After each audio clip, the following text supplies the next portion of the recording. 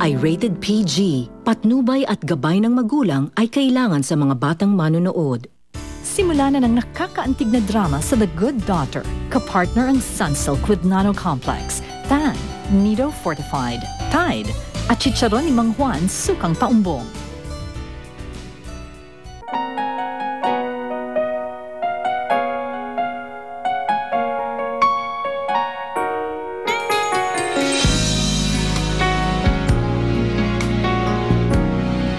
Hindi ako po pwede sa Sabado at meron akong importanteng lakad. Aminin mo sa kanya na mas mahal mo yung legal mong anak, kaya wala kang panahon para sa kanya. Dahil anak lang siya sa labas. That party will be so baduy. At sigurado kung andun yung mommy yaya niya, no? Ano bang kasalanan ko sa inyo? Paano ko sasabihin sa kanya na ayoko yung suot to, tsaka ayoko siya mag-spill sa debut ko? Paano ko sasabihin? Mami. Gusto kong makilala ng asawa niya at ng mga tao kung sino talaga ako sa buhay niya. Proxy ako ng daddy mo. Wala siyang sinasabi sa akin. Eh baka dahil nandun siya sa isang pamilya niya. Tagal na rin yung utang mo sa akin. May interest na. Lalaking yan, hindi namin siya kilala. Diyos ko! Wag siya! Wag siya! Ano naman yung tarantadong yan, I promise you, ipakukulong kayo habang buhay. Kalimutan mo na yun, hindi ka dapat nagpapa-apekto ron. Daddy, may ibang pamilya po ba kayo?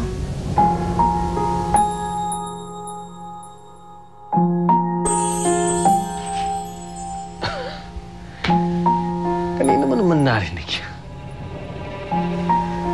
Yung lalaki po nag-gay crush sa rehearsal kanina.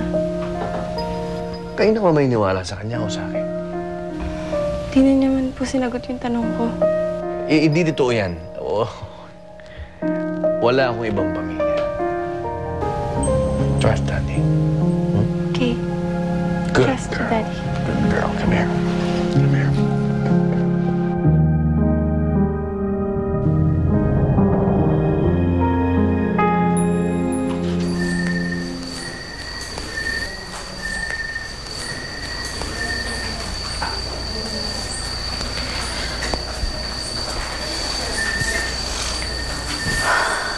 Mami, kayo nakapainom ng inom.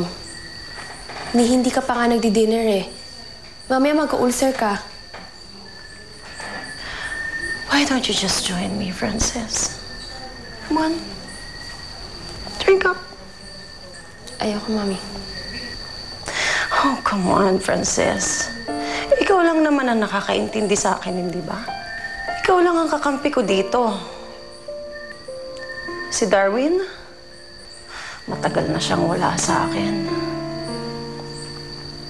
Yan naman si Julia.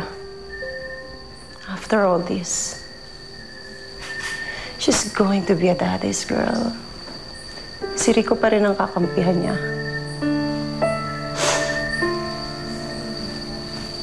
You're all I have, Francis. Hindi mo ko iwanan, di ba? No, Mami. No. Promise, I will never, ever leave you.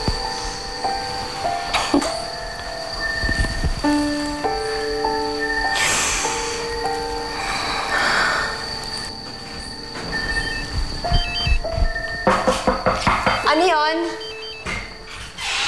Ate, cellphone niyo po. Nahanap po kayo ni Kuya Darwin. Speaking of the black sheep, Ano pang tinatambay-tambay mo dyan? Sumasagot ka nga ng telepono ng iba eh. Walis ka na nga dyan!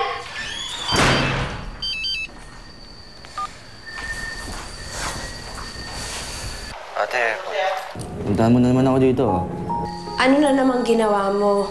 Pwede ba tsaka mo na ako sa almunan? Puntahan mo na ako dito. Nasaan ka ba? Oh, hindi pa ako tapos Bakit binabayan? Loko tong mga to. Hindi pa nga ako tapos eh. ano namang kabalustugan ang ginawa ng kapatid mo? Nasa presinto, Mami. Nakakulong.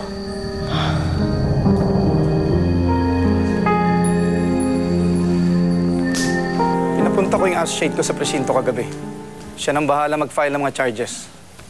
But I'm not sure if you're going to push through with this case. ano? Binastos nung lalaking yun yung anak ko, pare. Tapos gusto mo iurong ko yung kaso? Kanina ko lang nakita yung paperwork. Rico, si Darwin ang intruder sa hotel. Yung anak ni Sharon. Si Darwin? Alex, eto, magmerienda muna kayo. Salamat, Mare. Siya nga pala, ano nga palang kaso yung isasampa niyo dun sa lalaki ng bastos kay Bea? Hindi pa namin sure eh. Baka ipa-dismiss na lang namin yung kaso. Ha? Mukhang harmless Frank lang naman daw. Ay, alis na kami. Pupunta kami ng presinto. Ayusin lang namin. Ha? Wait, magtatagal ba kayo doon? Kasi maaga kaming aalis ni Bea dito.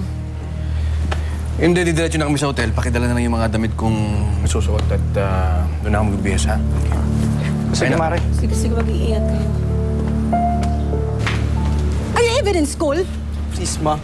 Huwag na nga kayong mag-pretend na concerned pa kayo sa akin.